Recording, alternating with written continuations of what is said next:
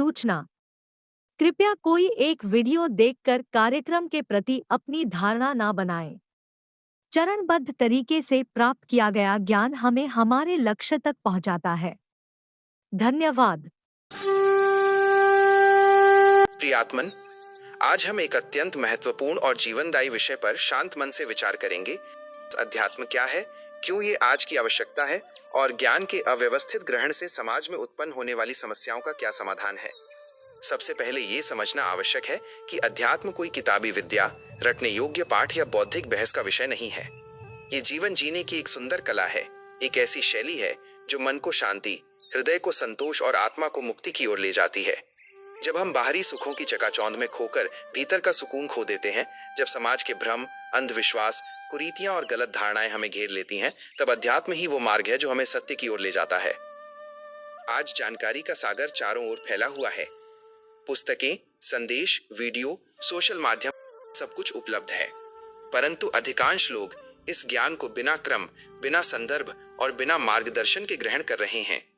जब कोई व्यक्ति बिना किसी प्रत्यक्ष गुरु या सच्चे मार्गदर्शक के अपनी सुविधानुसार टुकड़े टुकड़े जानकारी चुन लेता है तो क्या होता है? अधूरी समझ पैदा होती है, भ्रम बढ़ता है, अंधविश्वास जन्म लेता है, गलत धारणाएं मजबूत होती हैं, निर्णय गलत दिशा में जाते हैं।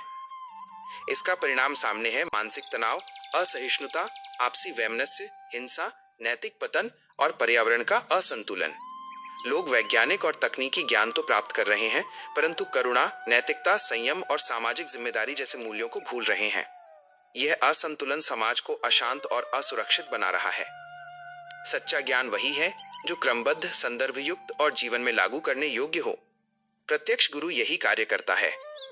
ज्ञान को व्यवस्थित रूप से समझाता है, उसकी गहराई और सही अर्थ बताता है, जीवन में उतारने का मार्ग दिखाता है, गलत फहमियों को दूर करता है।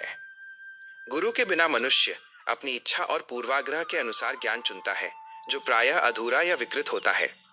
अध्यात्म क्यों आज की सबसे बड़ी आवश्यकता है? 1. भागदौड़ भरी जीवन शैली में आंतरिक शांति खो रही है। अध्यात्म हमें भीतर झांकने और वास्तविक आनंद की अनुभूति कराता है। 2. अंधविश्वास और पुरानी कुरीतियों से मुक्ति दिलाता है। 3. तर्क और सत्य की खोज को प्रोत्साहित करता है। 4. यह कोई एक बार की प्राप्ति नहीं, बल्कि निरंतर चलने वाली यात्रा है, जिसमें हम हर दिन स्वयं को बेहतर बनाते हैं, धैर्य सीखते हैं, करुणा बढ़ाते हैं और प्रेम से जीना सीखते हैं। 5. सबसे पहले आत्म मूल्यांकन सिखाता है। हम कौन हैं? हम क्या चाहते हैं?